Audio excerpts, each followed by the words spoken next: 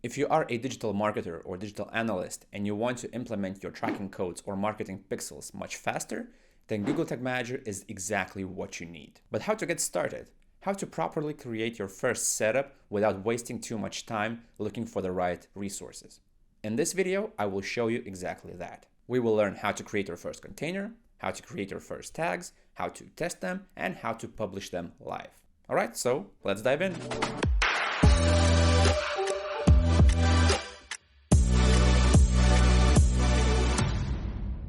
So, what is Google Tag Manager? The best way to explain that is to show an example. Here's your company, or maybe that's your client's company, and that company has multiple websites. In order to measure the effectiveness of those websites and how do they contribute to the overall goal of the business, those companies usually use tools like Google Analytics or Google Ads or something else. And that's where you as a marketer or analyst join the game, because you will be the one who will be using those tools. And in order to get some data into, let's say, Google Analytics, you need to add tracking codes to those websites. And in the older days, the only way to do that was to ask a developer. And since developers are quite busy and they have their own priorities, tracking codes are somewhere at the end of the list of those priorities. That's why usually it takes days, weeks, sometimes even months to implement those tracking codes for a developer. And that's where Google Tag Manager becomes very useful, because in many cases, you can add those tracking codes to the website by yourself. Of course, keep in mind that Google Tag Manager was never meant to replace developers fully, and the best results are achieved when you work together with Google Tag Manager and with a developer. But with GTM, there are many cases where you can actually implement tracking codes on your own. And all of that is possible through the interface of Google Tag Manager. So let's take a quick look at the overall idea of how Google Tag Manager works. You have a website and then you install, or your developer installs Google Tag Manager on a site. So what you can do right now is to configure Google Tag Manager to keep looking for certain interactions on a page, like clicks, conversions, form submissions, something else. And if those interactions occur, Google Tag Manager can be configured to send that particular data to your other tools that you're using, for example, Google Analytics or Google Ads. So in other words, Google Tag Manager is a middleman between your website and other tools. And I'm not talking about just Google products like Google Analytics. You can also send data to platforms like Facebook Pixel, Hotjar, or anything else. So in the older days, this part was controlled by a developer. Now, in many cases, you can do that by yourself with Google Tag Manager.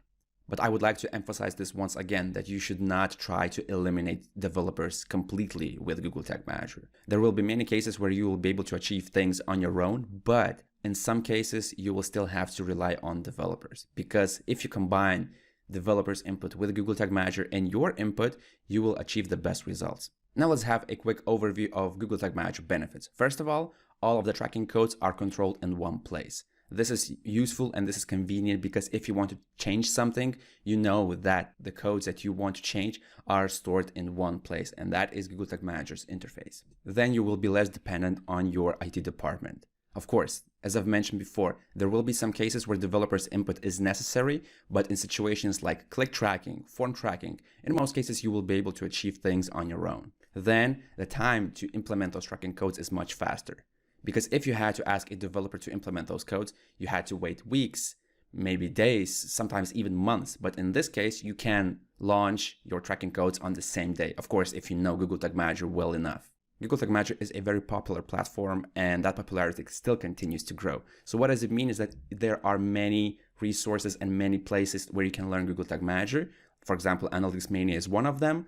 Google Tag Manager is free. Of course, there is an enterprise version, but that one is needed only for very large companies. And if you are, let's say, small or medium business, you can definitely work with the free version, because it still is very flexible and powerful. Then there are tag templates. So what does it mean is that in many cases, you will not need to work directly with JavaScript. You can just enter your account ID, maybe some other additional information, and Google Tag Manager will do the rest and will send that information to other tools. So the tool is quite friendly for non-developers, but of course it is not as easy to learn as you might think, and there will be definitely a learning curve. Then Google Tag Manager offers auto event tracking functionality. So what does it mean? That you can track certain interactions with the built-in functionality in GTM, like clicks, scrolling, YouTube video interactions, when an element appears on the screen, and so on.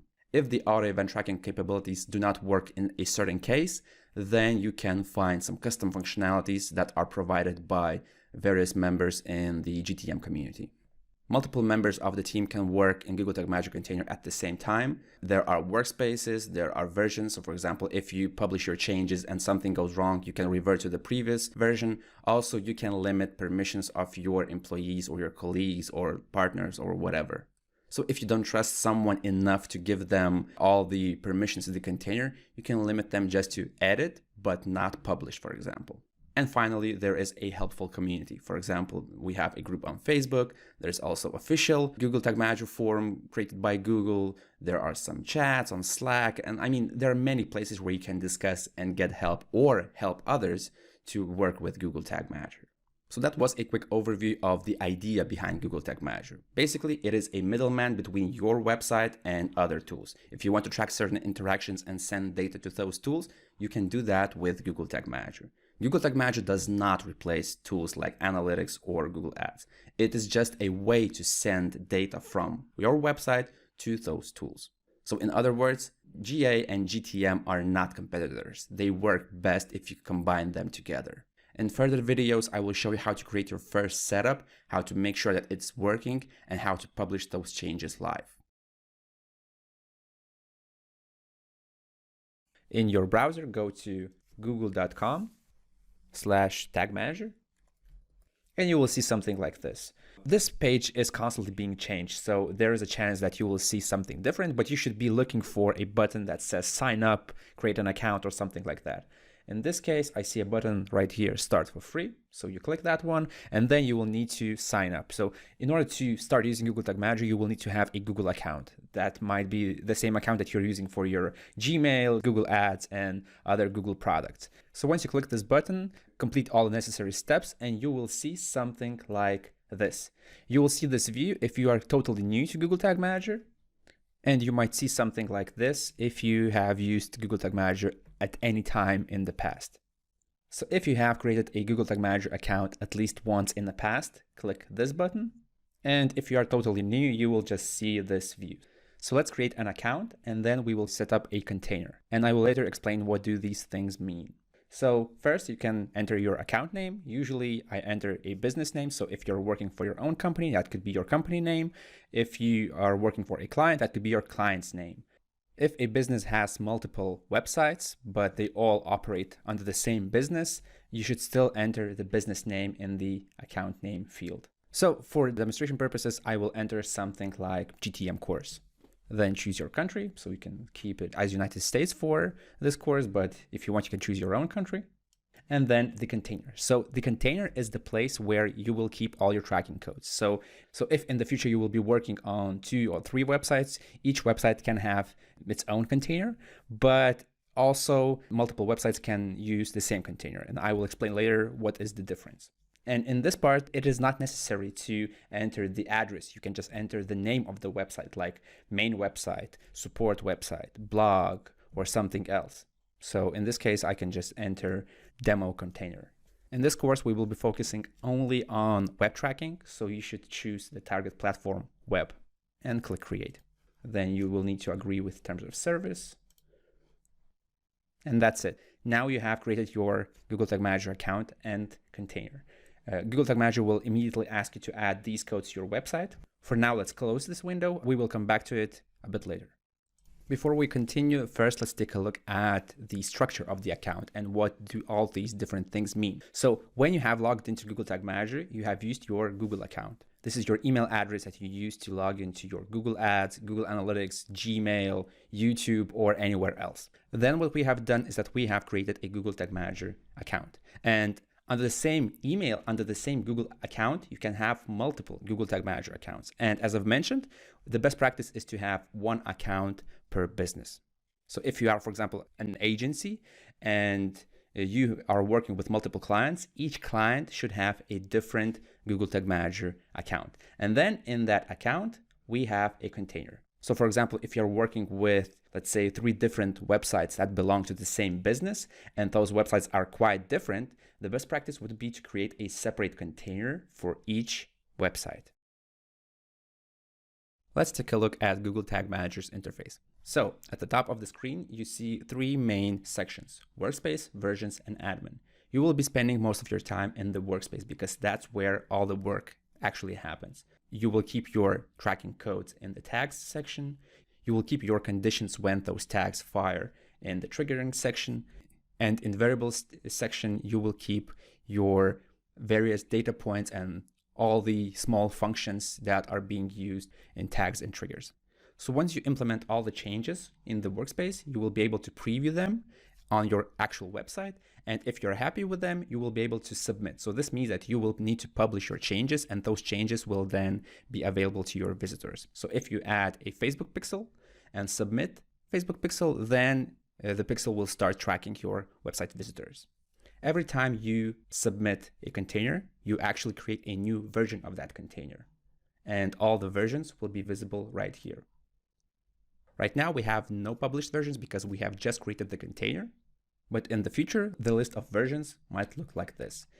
And the main benefit of versions is that if something goes wrong, for example, if you publish something and that tracking code is breaking the functionality of your website, or maybe it is tracking some incorrect data, you will be able to quickly revert your changes. So if you want to quickly roll back and publish the previous version, you can just choose the previous version, click on three dots, and then click Publish To.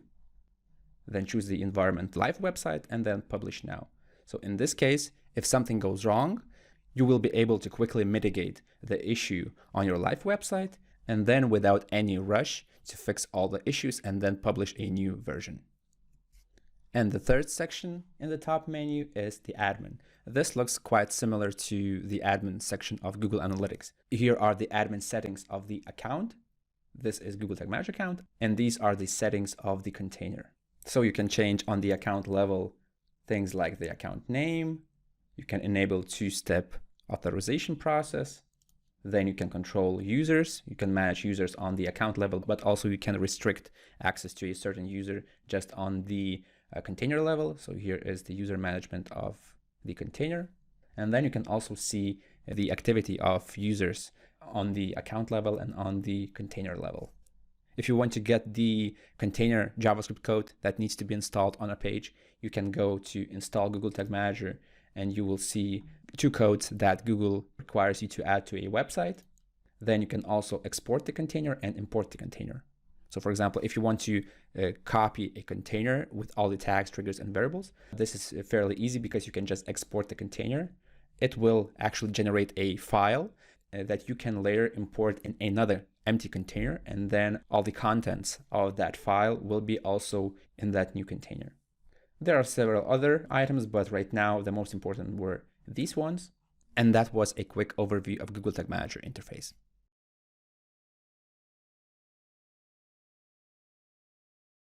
To install Google Tag Manager on a website, Google is asking you to add two codes to the website. If you want to find those codes, go to your Google Tag Manager interface and click on this container ID. This is the ID of your container, and each container has a unique ID. So click on this and you will see two codes. And in this case, Google is requiring you to add this code into the head of the website and this code right after the opening body tag. If you're wondering what does the head and the body mean, every website has two parts, the head and the body. The head is responsible for containing various scripts, settings, meta information, keywords, title, and so on. And body is the place where all the content is stored. For example, images, text, and other elements. So once these two codes are added to the website, here's how things will work. A visitor lands on your website and the browser loads all the content of the page and also all the scripts. Thanks to this script, Google Tag Manager will be launched on your website, and then it will activate your tags based on the conditions that you have configured in your Google Tag Manager container. Usually the task of adding these two codes is handled by the developers. So if you have them, you should forward these two codes to your developer. If you are handling the development of the website by yourself and you don't have a developer, then let's take a look how you should add these two codes to the website. So I have a sample website right here. This is a Shopify. And if I go to this section where I can edit the code of the website, You just need to keep in mind that every website and every content management system is different. So in your case, the place where you will edit the code might be different. So here is the website's code. And as you can see, this is the beginning of the head.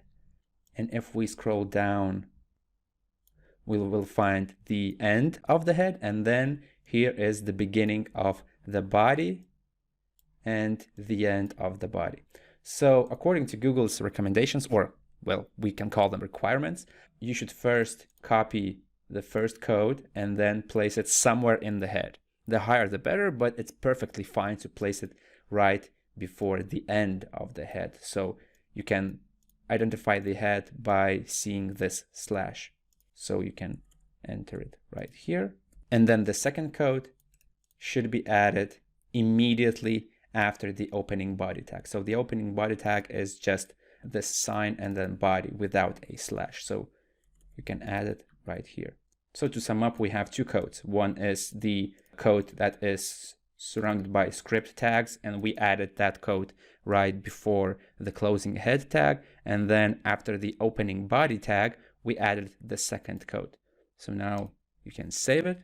And the easiest way to check whether that code is actually properly added is to go to Google Tag Manager, enable the preview mode, then the orange banner will appear. This is very important. If you don't see the orange banner, I will post a link below the video to a blog post where you can find reasons why this doesn't work. So it is super important that you see this orange banner. And then if we go to the front end of the website as a visitor, if we see a preview mode right here, this means that you have installed Google Tag Manager correctly.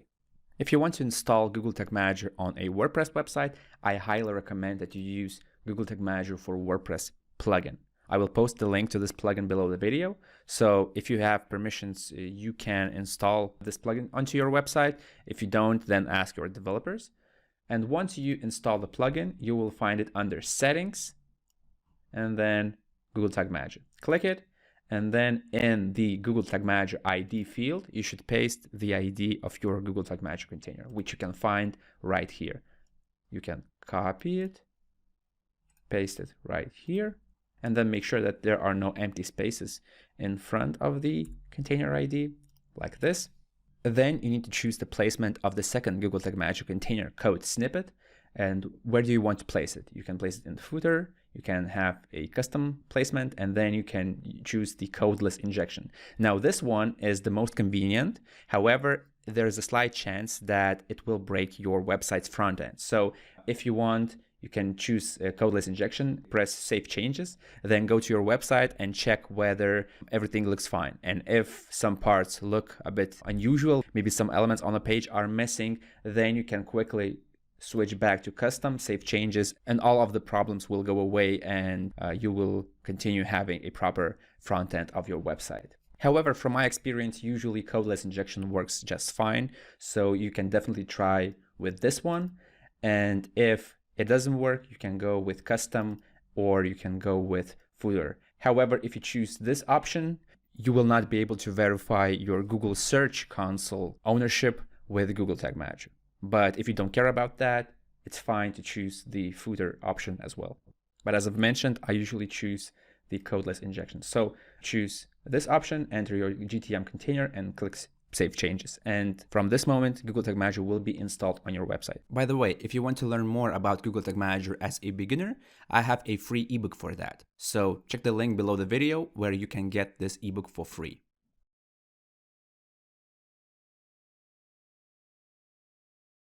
Let's talk about three main components of Google Tag Manager that you should be aware right now.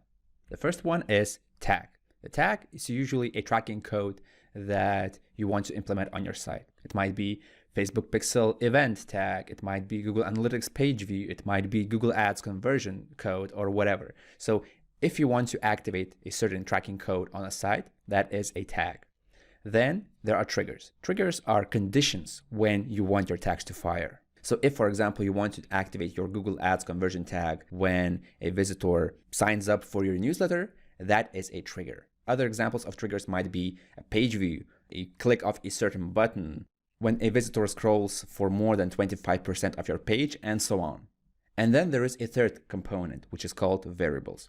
Variables are little data points that you can use in tags or triggers. Sometimes variables might contain more information. Sometimes variables are even more complex functions. But in this case, you should start simple. So you can just think of variables as data points that can contain a single value, or maybe a bit more complex, but still some information, some data, or some configuration. When I explain tags, triggers, and variables to Google Tag Manager users, I usually like to start with three questions. So the first question is, what do you want Google Tag Manager to do? So for example, if you want to track a conversion, that's a tag. If you want to implement a chat widget on your website, and that chat widget requires to add a code, that's a tag. Another example could be if you want to track a page view and send that page view to Google Analytics, that is also a tag. Then the next question is, when do you want that to happen? So for example, if you have a Google Ads conversion tag, the question is, when do you want to track that conversion? One of the examples could be when a form is submitted, when a button is clicked, or something else. So all of these situations are triggers. And then the last question is what, when, or how exactly. So if you want to be more specific, that's where variables come in.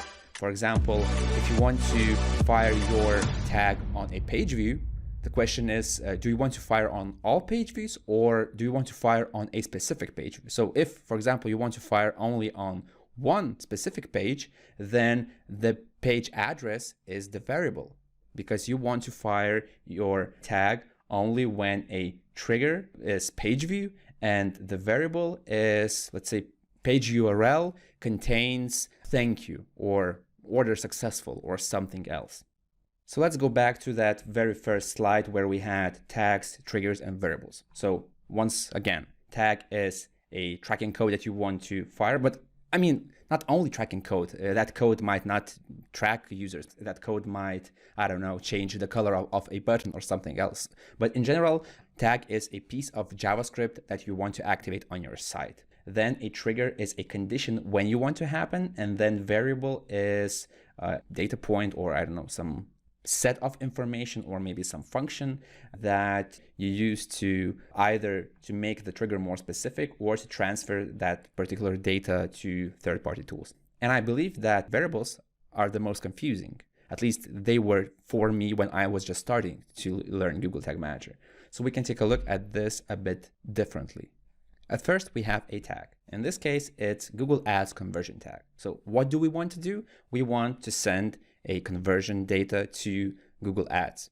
Then the question is, when do we want that to happen? And that's where triggers come in. And our condition could be, well, we want to fire our Google Ads conversion tag on a thank you page. But Google Tag Manager is not a human, it's a system. And Google Tag Manager does not know what a thank you page means. We need to be more specific. We need to instruct the system to behave as we want. So in this case, that's where variables become very handy. We want our trigger to fire not on any page view, but only on those pages where a variable, which is page URL, contains purchase successful, because we know that a visitor lands on this page only when that visitor has actually purchased something. So this is our conversion. Now you might be wondering, all right, so this might look quite clear. I mean, you can probably understand why this variable is used right here, but what about a variable in a tag? What kind of variable can we use in a tag and make use of it? And an example could be like this. What if we could send not only the fact of a conversion to Google Ads, but also the order value? And that's where another variable could be used. In this case, we could send the variable, which is order total, and that variable could send the value of $30 to Google Ads. And in this case, we could see not only the number of conversions, but we can also see the number of revenue that was generated because of Google Ads.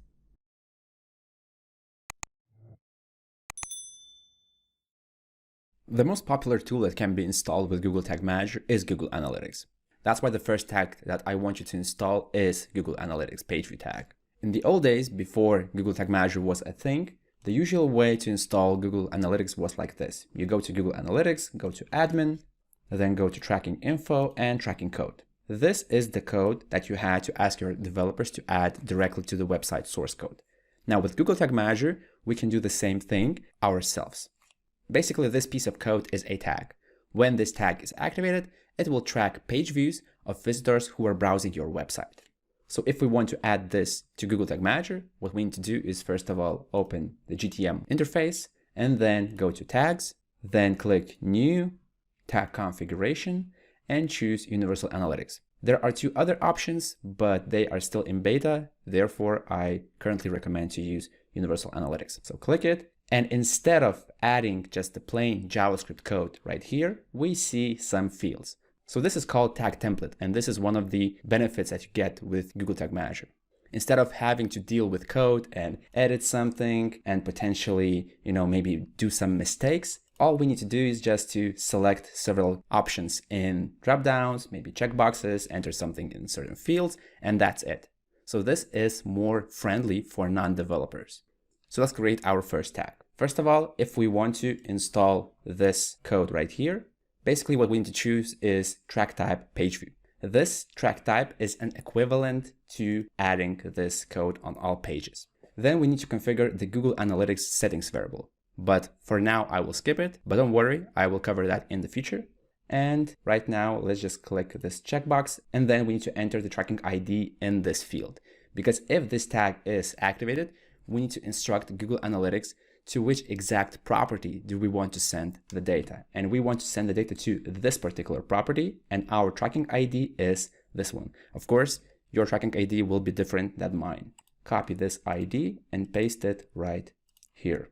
So this is the bare minimum that we need to do in a tag. When this tag is activated, it will send the page view and all the corresponding information about the page to this particular Google Analytics property. Then we need to set a trigger, the condition when we want to fire this tag.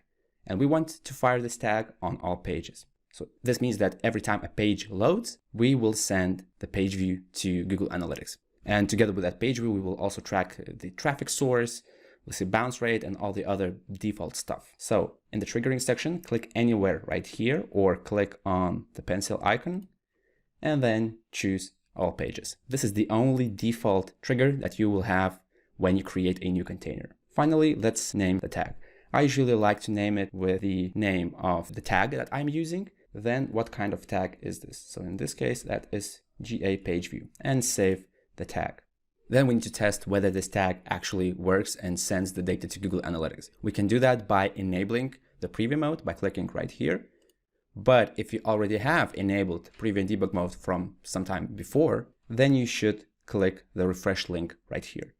This is important. Every time you do some change in Google Tag Manager container and you want to preview that on your website, first you always need to refresh the preview and debug mode. So refresh it, then go to the website where you have injected your Google Tag Manager container, or let's say you have maybe added the code directly to the source code of that website, and then refresh the page. Then you will see the preview mode appear, and you will see on the container loaded, once you click it, you will see that your tag has fired. I have clicked container loaded because I have chosen the all pages trigger. In other words, all pages trigger means all container loaded events. Because if we go to other events, you will see that the tag has not fired because we set it to fire only on container loaded, also known as all pages trigger. Now let's go to Google Analytics and check whether that data was actually properly sent to GA and Google Analytics received that data. So let's go to Google Analytics, then go to real time, overview, and you will see the page view happening right here. Remember, a tag is a script that does something on your website. In our case, a tag tracks a page view and sends that page view data to Google Analytics. And actually, GA is not the only tool that is supported by Google Tag Manager. There are many other tag templates waiting to be used. So if you want to check them, you could go to tags, click new, and then in tag configuration, you will see a list of all the built-in tag templates that GTM supports. Here are some most popular Google products. Also, you can use some custom code. So for example, if you have some code that is not supported by default by Google Tag Manager, you can just use the custom HTML tag. And then there's a bunch of other built-in tag templates that you can use. For example, LinkedIn Insight tag, There's also Hotjar and others.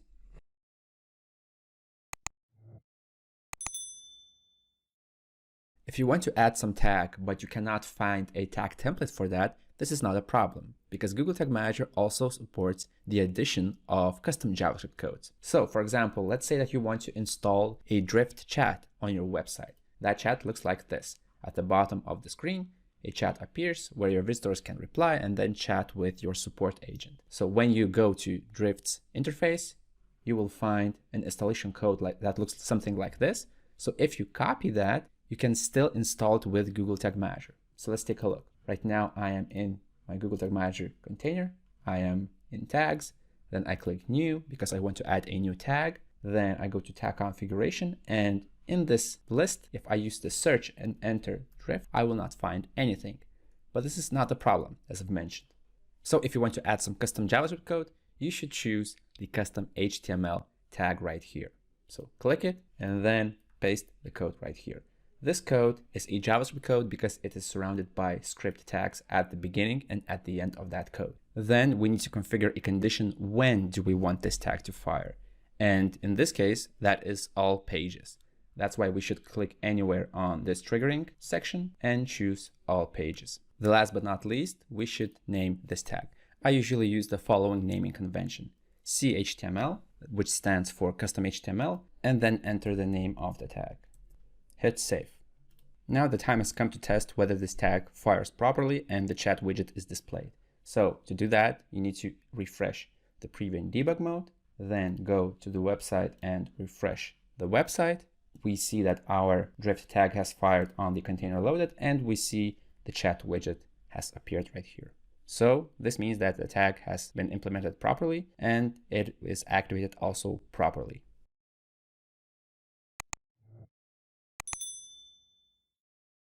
Triggers in Google Tag Manager are conditions that define when the tags will fire. They might be quite generic, like all pages, but also we can configure them to be much more specific.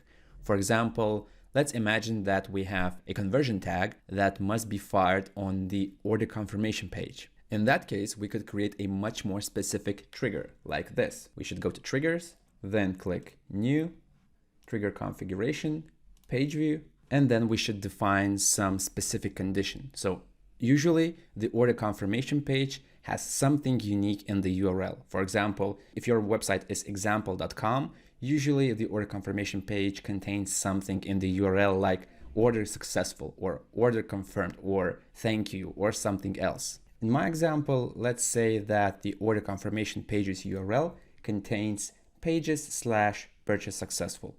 And this is exactly what we could use in my Google Tag Manager trigger. So let's copy this part and then choose the variable. In this case, we need to use either the page path or page URL. Page path is the part of the URL that goes after the domain. So for example, right here, it is /pages/purchase successful. Also, page URL might work because page URL is the entire URL of the page. In fact, if I enabled the preview in debug mode right here, I could see the values of those variables in the preview mode. So let me just quickly do that.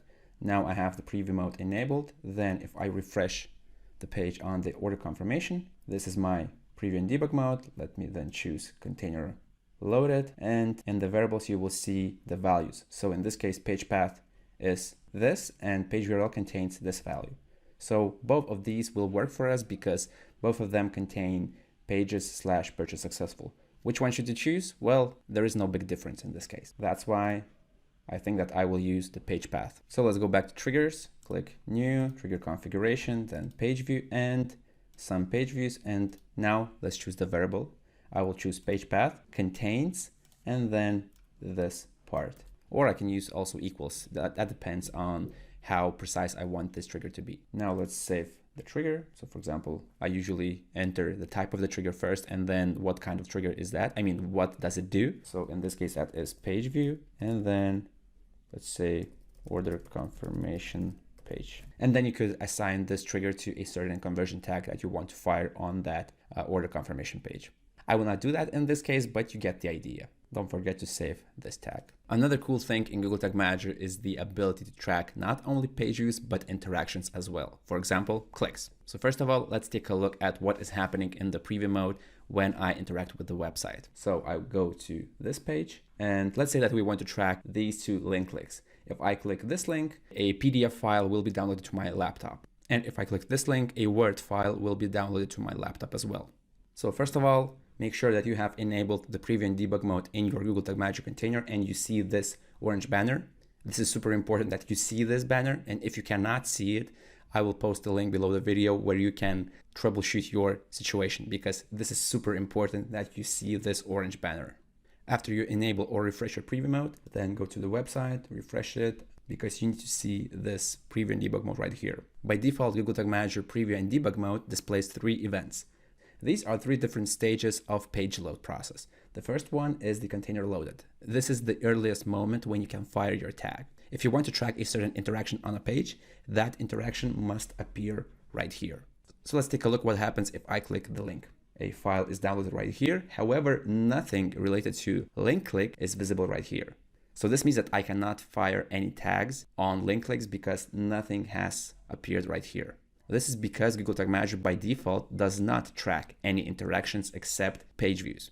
We need to enable link click tracking functionality ourselves. We can do that by having at least one link click related trigger enabled on a page. So what we need to do right now is to go to Google Tag Manager, Triggers, New, Trigger Configuration, Just Links, because we are interested right now in link clicks. And let's set this trigger to fire on all link clicks. So keep it as this. And then save the trigger. I usually call it all link clicks. Save the trigger. Now let's refresh the preview mode once again, then refresh the page where we are working on, and let's click any of these 2 links once again. Of course, in your case, you're probably working on some other website. Maybe those links look different because this is just a demo website that I use for this particular video. So if I click this link, I see that the file is downloaded, and also I see a link click event appear right here. This is a Google Tag Manager event. When I see that event right here, I can use this as a triggering condition to fire tags. And later I will show you how to send a link click event to Google Analytics. Because when a link click appears right here, Google Tag Manager spots that link click, and then on this particular interaction, we will be able to fire a Google Analytics event tag. When we are working with the built-in click tracking in Google Tag Manager, we should enable not only the link click trigger, but also click-related variables. You can find them by going to Google Tag Manager, Variables, and then click Configure in the built-in variables section. So click it right here and enable all the click-related variables right here. When you do that, wait until this saving loading disappears, then refresh the preview and debug mode, refresh the page where you want to track link clicks, and then let's click a link once again. We see the link click right here. I click it. If we go to variables, we will see the values of various click related variables. So for example, we can see what was the text of that clicked link. We also see the URL of that link. So this URL actually downloads a PDF file to my laptop. So let's imagine that in our case, we want to fire all link clicks that download either PDF or Word files. To do that, we will need to make our click trigger much more precise, because right now that link click trigger will fire tags, if of course those tags are linked with a trigger, on any link click. And we want to track only those link clicks that are related to PDF or docx file. So we need to go to Google Tag Manager, go to Triggers, and update our trigger. Click on all link clicks trigger, and then in this section, choose not all link clicks, but some link clicks. First of all, I wanted to mention this, but I think that you have already noticed that this is the list of all the variables that are currently enabled or configured in your Google Tag Manager container. So if we want to track link clicks of, let's say, PDF or docx, we need to decide which variable should we use in the trigger. So let's take a look. Which variable tells us that this is a docx file and this is a PDF file? Well, one of the variables that we could use is click URL. The click URL of a PDF file contains .pdf. The click URL of the docx file contains docx. So what we could do right now is to go to Google Tag Manager, choose click URL, and then this is a tricky part. You cannot add multiple conditions like this right here. So for example, if you wanted to use the PDF or docx condition right here, this trigger would not work ever because all of these conditions in a single trigger must be met. And the file's click URL does not contain PDF and docx at the same time. It's usually either one of them, this or this.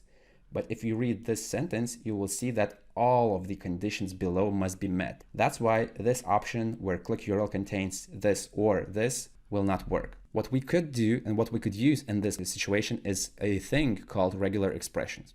Without digging too deep into this topic, I can just tell you that regular expressions are like special symbols and syntax that allow you to write certain conditions. And in this case, we need to know only one symbol, which is a pipe, also known as a vertical line.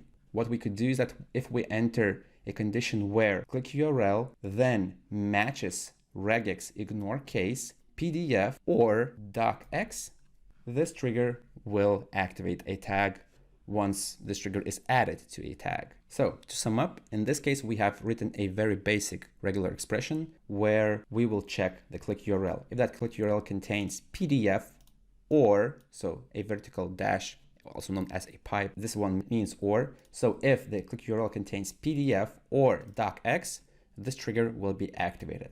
And then let's rename the trigger.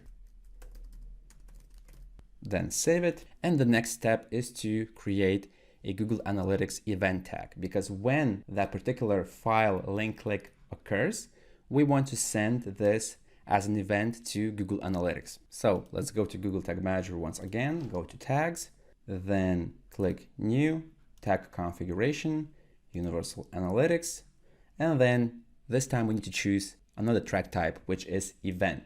And there are several fields that should be filled in. Not all of them are required, but at least you should enter event category and event action.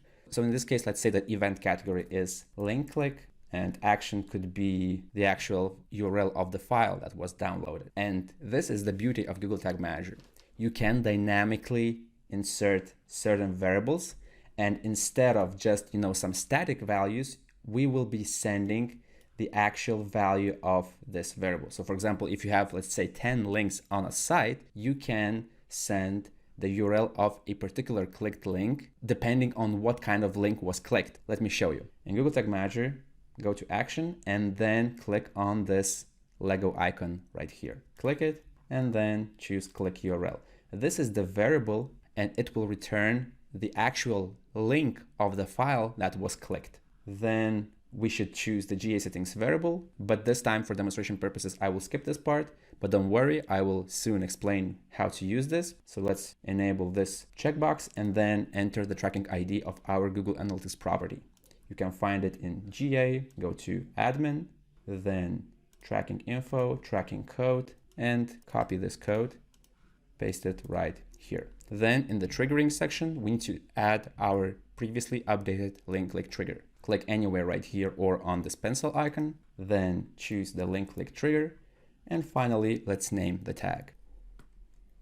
Save it and let's test it. First of all, as always, refresh the preview and debug mode, then refresh the page where we want to track file link clicks, and let's click both of these links. The first link, the second link, and you will see two link clicks appear in the preview and debug mode. Click the first one and you will see that your tag has fired. Click the second one and you will see that the tag has fired once again. Now we need to check whether this data was properly sent to Google Analytics, and we can do that by going to GA, real time, and events. And you will see that two events appeared right here. And what is cool about that is in the event action, we see the actual value of the clicked URL. I clicked the docx link once, and also I clicked the PDF link once. After a while, you will see these events not only in the real time, but also in behavior, events, and let's say top events. So after a while, you will start seeing these events right here. Just of course, make sure that you have selected today's data as well, because by default, Google Analytics ignores today's numbers in the reports. So to sum up, we have created a link click trigger Then we have enabled click-related variables in Google Tag Manager, like click classes, click ID, click URL, whatever. And then we have created a tag that sends the link click information to Google Analytics. So when a click happens, the trigger catches that click, and then it is activated. And finally, because of that trigger, the tag fires and sends the click event to Google Analytics.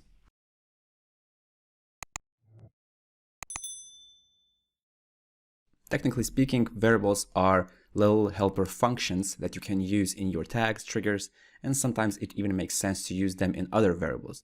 But since we are talking right now only about the very fundamentals of Google Tag Manager, you can think of variables as little pieces of information. They might contain a single data point, but also they can contain more complex structures of parameters, but they still contain some information. So speaking of, for example, click tracking, there is a bunch of click-related variables that return a certain value about that clicked element. For example, the click text, the click URL. If an element has some ID, then you can get that with the click ID. In fact, there are more built-in variables in Google Tag Manager, and they are related to certain types of interactions that can be tracked with Google Tag Manager. For example, if you go to variables and built-in variables, click configure, you will see other types of variables, such as form variables. So these will return information about the form that was submitted. Then if you're tracking, let's say, video player, and I mean YouTube video player, here is a bunch of video-related variables in Google Tag Manager. If you want to track how your visitors scroll on your website, you can use scroll-related variables and so on.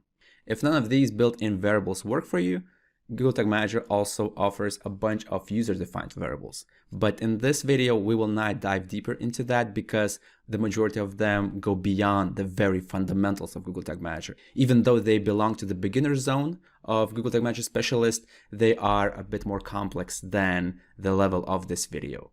But we can just take a quick peek at what kind of variables there are at all. So for example, if you go to user-defined variables and click new, you will see various variable types. You can click on variable configuration and you will see a list right here. I will name just a few variables because the majority of them go even to the intermediate or advanced level of Google Tag Manager Specialist. So for example, if you want to get a certain part of the URL, you can use a URL variable. If you want to get a certain first-party cookie that is stored on the browser of the visitor, you can use this variable. If you know how to code, you can use custom JavaScript and write more custom functions.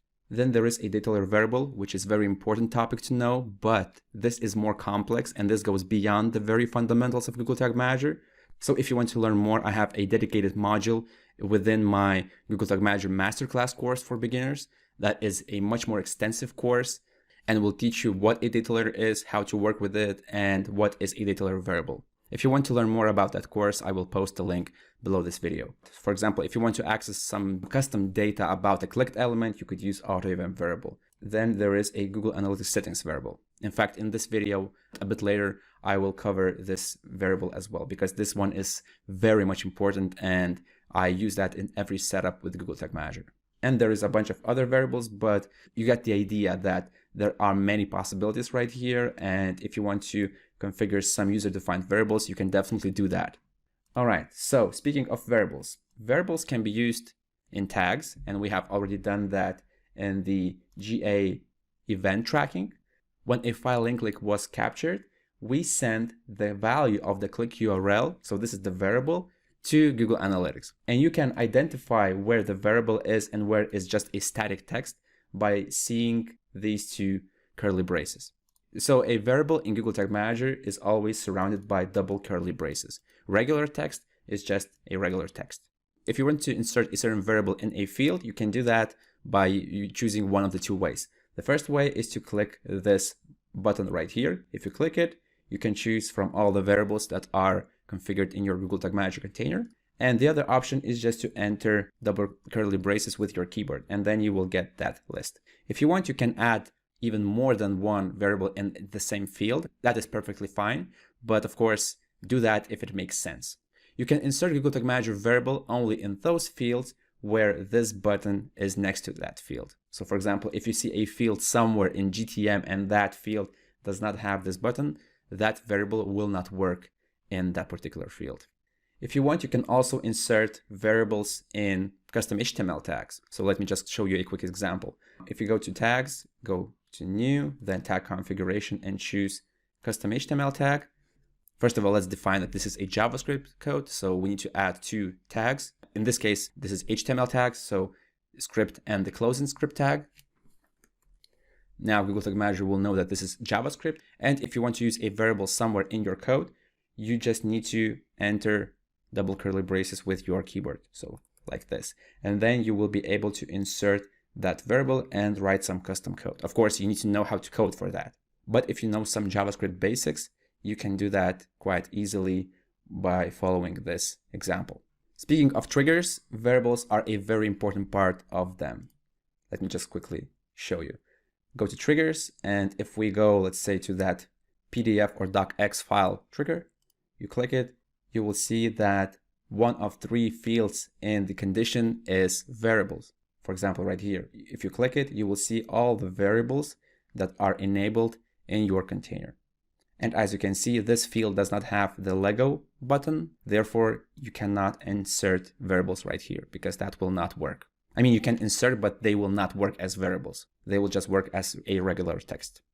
So if you have some variables configured in your Google Tag Manager container, then you can preview them in the preview and debug mode right here in this variables tab. And you can see how their values are changing on each event in this event stream. So for example, on the container loaded event, no element was clicked yet. Therefore, all click variables return undefined values. But once we clicked something, we suddenly start getting some values about that click as well. Now I would like to go back to user-defined variables and actually create one, which is the default that should be used in your Google Tag Manager container if you're working with Google Analytics. So let's go to variables, and I will show you how to create a Google Analytics settings variable. But actually before that, I would like to explain the problem that this variable solves. So right now in my Google Tag Manager container, there are already 2 Google Analytics tags, one for page view and one for event. And once you start working more with GTM and Google Analytics, you will start noticing that the number of GA tags will increase. In the future, you might have 10, 20, 50, maybe even 100 or more tags of Google Analytics in Google Tag Manager container. So if we go to the first tag, which is page view, what you will notice is that I intentionally skipped the G settings variable field, and instead I chose to override and insert the tracking ID on the tag level. Now, this is not a big deal if you're working with 1 or 2 tags, but imagine that you have 50 tags in your Google Tag Manager container, and all of them have tracking ID configured on the tag level. So I mean by enabling this checkbox and then entering it right here. So what will happen on each tag, you will have that particular parameter configured. And if you have a bunch of those tags, the management of them will become much more difficult, because imagine a situation which is, well, not that actually rare. So a situation where you need to change the tracking ID from something to something else. So for example, from XXX1 to XXX2 or something else. Because, well, you decided with your client to start fresh, and because the previous setup was incorrect, you decided to have a new property and, I don't know, do something with that. So if you have this situation right here where on every tag a tracking ID is configured, then you would need to go and edit tag one by one and change that tracking ID on one tag, on another tag, and so on. And this is, first of all, is irritating, it is time consuming, and also it may cause some errors. So for example, if you accidentally enter an ID in this tag a little bit differently, and that ID basically causes that this tag will be sending data somewhere else, or maybe it will not be sending data at all. So if you want to prevent that, what you could do is that you could use a JSettings variable. That JSettings variable contains all the settings of the tags. So for example, what is the ID, or maybe there are some additional conditions that you want to apply to all of the tags. So in that case, if all of your 50 Google Analytics tags were using this variable, then it would be enough to change the tracking ID or some other setting only on the level of that variable. And then all the tags that use this variable, they will automatically inherit that change. And this is very convenient, especially if you're working with larger containers. So to sum up, instead of having all of the tags with this setting enabled, and then instead of adding tracking ID on each individual tag, you could just create one JSettings variable and then define it right here. And then all of your tags that use this variable will inherit all those settings from that particular variable. So let's do that in this video. Let's create a gsettings variable and let's add it to all of the G tags that we have in our container. So now I will copy this tracking ID, then disable this checkbox, and then click the new variable option in the gsettings variable field. And now I will be asked to create a new variable. So I will paste my tracking ID right here. And there's also another setting, which is by default set to auto. So this means that visitors will be properly tracked across all the subdomains of my website. Because maybe I have a website that is blog.example.com, support.example.com, and so on. So if this setting is configured and set to auto, this means that all of these subdomains will track my visitors properly. And then let's enter the variable name. Let's say GA settings and then paste the ID and save it like that. Now this variable will be automatically inserted in this field right here. And then I should edit all the other GA tags in my container. And right now I have only one other tag, which is GA event. So let me click it right here. And then I will edit it. I will disable this checkbox and select the existing gsettings variable right here. And if you have, let's say 5, 10, or 50 tags, do that because this will save you more time in the future. Yes, in the beginning, this might cause you more time, but in the long run, you will definitely win. Then after you do all the changes, you should definitely test because, well, you know, some bad things might happen if you don't. So I would highly recommend after doing every change in your container, you should test that with the preview and debug mode. So enable preview and debug mode by clicking this button right here. Then I will go to the website. First of all, I will refresh the website, and then I will go to real-time reports of Google Analytics. I should start seeing my page view right here, and here it is. And then I will also try to fire all the other tags that are in my container. So in this case, I have another tag, which is file download. So let me click one file download link like right here. Here I have downloaded the file, the tag is fired. And if we take a closer look right here, so for example, I will click it and I can even see what is happening in the preview and debug mode and what variables were inserted in certain fields. And in fact, if I switch at the top from names to values, you can even see what kind of values were sent with this tag to Google Analytics. And since this event tag has fired, I can go to Analytics, then real-time and events, and then I will see that event appear right here. And this is the event information that was sent to Google Analytics. And if you had some additional settings that you wanted to apply to all your Google Analytics tags, you could do that once again in this variable, and then all of the tags that use this variable will inherit that change. And more settings can be found right here. You go to that variable, click more settings, and then you can play around with them. These, of course, are once again a bit beyond the basics, so I will not explain them in this video. So to sum up, tags are JavaScript codes that you add to Google Tag Manager and they do something. Triggers are the conditions when those tags must fire, and variables are pieces of information, or let's say maybe some functions that help you make triggers more specific and also send some additional data with those tags to your third-party tools like Google Analytics, Google Ads, Facebook Pixel, or something else.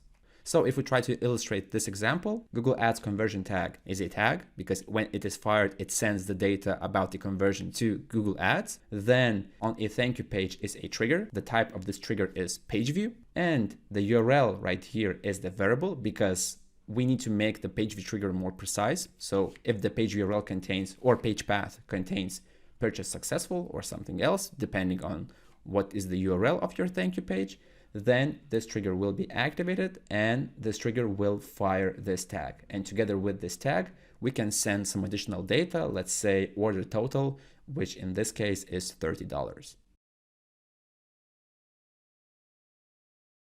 Preview and debug mode in Google Tag Manager is the built-in functionality that allows you to test your implementation before publishing it. So this means that you can test your new setup without having to launch those changes and affect your actual website traffic. To get started with preview and debug mode, first you need to click the preview button right here. And then after you do that, an orange banner will appear at the top of your GTM interface. This is very important. This orange banner must appear on the screen. If it doesn't, most likely some browser extension is blocking third-party cookies, or maybe your browser settings are blocking third-party cookies.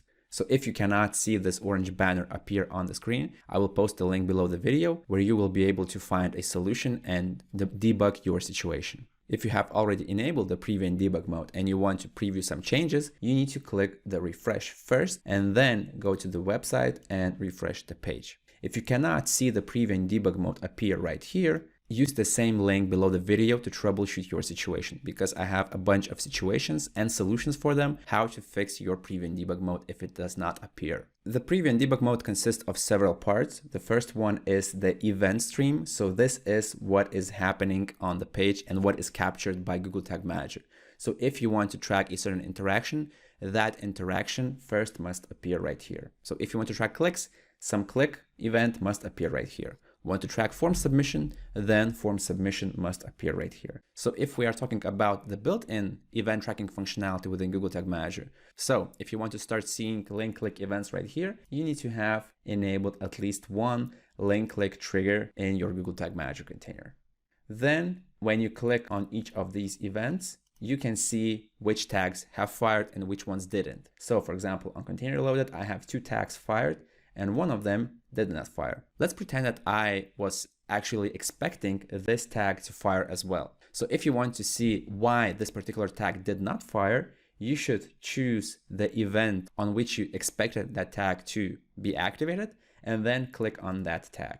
When you do that, you can see what kind of information and settings were configured in that tag, and also you can see the trigger configuration. So in this case, this is the trigger, and if all of these conditions were met, the green check mark would have appeared right here, and then this tag would have been fired because the trigger conditions would have been met. But in this case, as you can see, this trigger did not fire because, first of all, the event is not link click. This is a page view. So page view is not a link click. That's why this condition was not met. And click URL is not matching the regular expression where the URL contains either PDF or docx. And this is logical because, well, I haven't clicked any links yet. I have just refreshed the page. So if any of these conditions is not met, then the entire trigger does not fire. Also, if you want, we can check other tags that have fired. So in this case, for example, that is page view. We have clicked the container loaded event, then we click on that tag, and we see that in this case, all of the conditions were met. In fact, there was only one condition in the trigger, which is event name is gtm.js. This is a technical, or we can call it a fancy name for the page view, or also known as container loaded. If you want, you can resize the preview and debug mode. If you want to minimize it, you can do that, but if you refresh the page, it will appear once again. In fact, the information in the preview and debug mode stays until the page is reloaded. So for example, right here, we see, well, let me just quickly check. If I click this, this, and this link, you will see 3 link clicks right here. But if I refresh the page, all of those link clicks are now gone. That's how JavaScript works. So every time a page is reloaded, all of the information that was pushed to the preview and debug mode that was visible there, it is now gone and everything starts from the scratch. You can also use preview and debug mode to inspect what kind of information is available with that particular interaction and what kind of variables can you use in your triggers or tags. So for example, let me just quickly click one of these links, but right now I will be holding the control key on my keyboard. And if you are on a Mac, you can hold the command key, because once again, if I click it without holding that key, the page reloads and everything starts from the scratch. And I don't want that. I want to preserve my link click information in the preview and debug mode. And we can do that by holding the control key on keyboard or command key and clicking that link. That link is opened in the new tab and the link click information is now visible right here. So let's say that I want to track the menu link clicks on my website. I click one of those links. I actually can click multiple links in the menu and I see now 3 link click events right here. And if I click it, I should go to variables and inspect what kind of click variables can be useful for me. Of course, if you don't see these variables, you should go to Google Tag Manager and enable them. But once you do that, you should see, well, for example, what can we use? Click classes might look useful because this is site navigation link. So let's check other links and see if they also have the same click class. While some fields have no values and some fields change the value, let's say subscribe, blog, the only variable that remains consistent is click classes. So we could actually, let's say, copy this part and then create a link click trigger where click classes contains this part. If you want to also involve your team members and give them access to the preview mode, but maybe those team members don't have the access to your Google Tag Manager container, you can use the share preview feature. In fact, this is very useful if you're looking for some help online and, well, something is not working in your container and you want to get help. So if you do that, please, I highly recommend that you share the link, and I will show you how to do that with the community that you are asking to help. So for example, what you could do right now is you can click this link, which is share preview.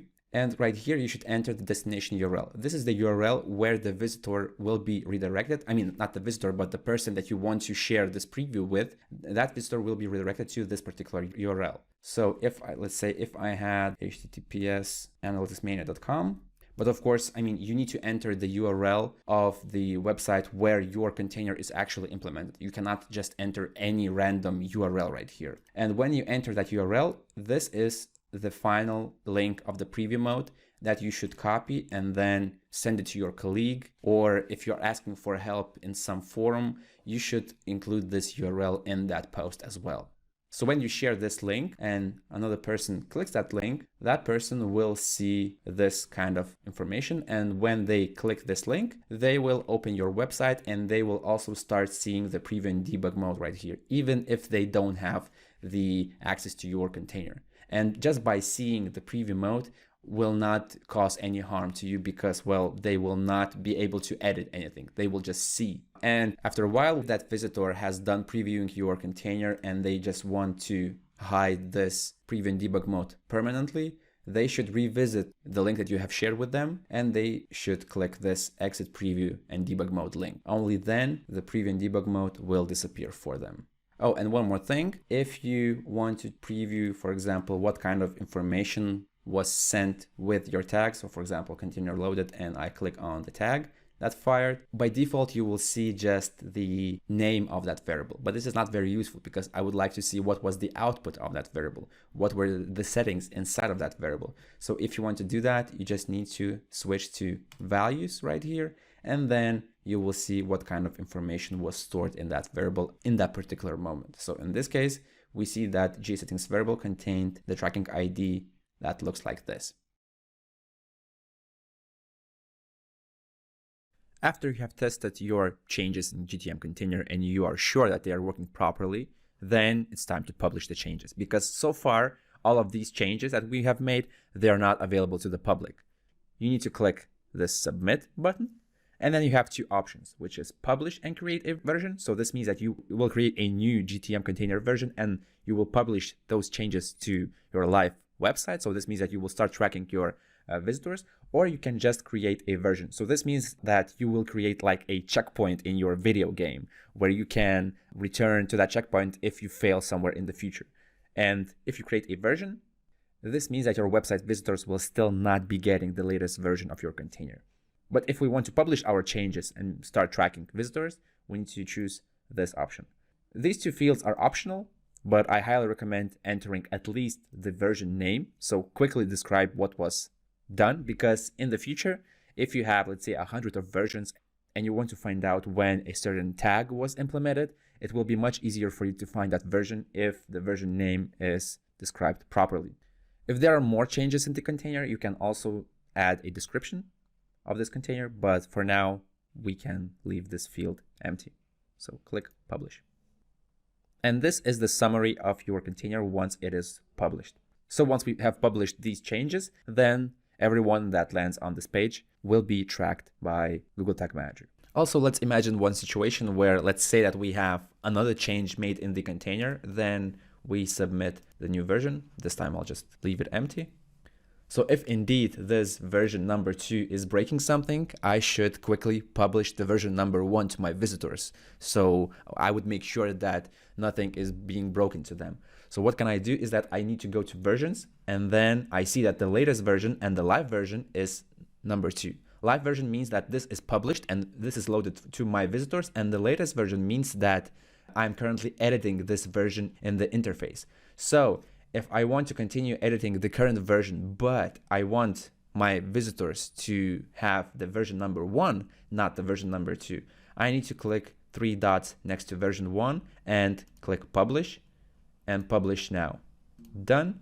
And now I see that the version that I'm editing is this one, but my visitors are now safe and nothing is broken to them because they get the version number 1 of the container, not version number 2. And once you fix some changes, do, I don't know, some improvements here and there, then you click the submit button once again. And then once you publish this, let's say fix for breaking changes. And then if you publish this one, this will become a version number 3. And if we go to the version list, you will see that now the version number 3 with fixes is live for my visitors. And also I am editing and seeing in my GTM container right now. Awesome, you have made it till the end of this tutorial. Now you have a better understanding of what GTM is, how does it work, and how to create your first setup. However, keep in mind that this is just the beginning of your journey. There are still many things that you need to learn about Google Tag Manager. If you want to get some additional details, I have a free ebook which is called Google Tag Manager for Beginners. You will find the link to that ebook below the video. It contains some additional tips that were not mentioned in this video. Also, if you want, you can check my premium Google Tag Manager course for beginners. This video that you're currently watching explained around 15% of what a beginner should actually know about Google Tag Manager. The rest 85% are explained in my course, which is called Google Tag Manager Masterclass for Beginners. I will post the link below the video to learn more. If you found this video useful, hit the thumbs up button because it helps me continue working on this channel, and that's just how YouTube algorithm works. So, I have to play by the rules. And if you want to get more tips in the future, consider subscribing. My name is Julius, this is Analytics Mania, and I will see you in the next video.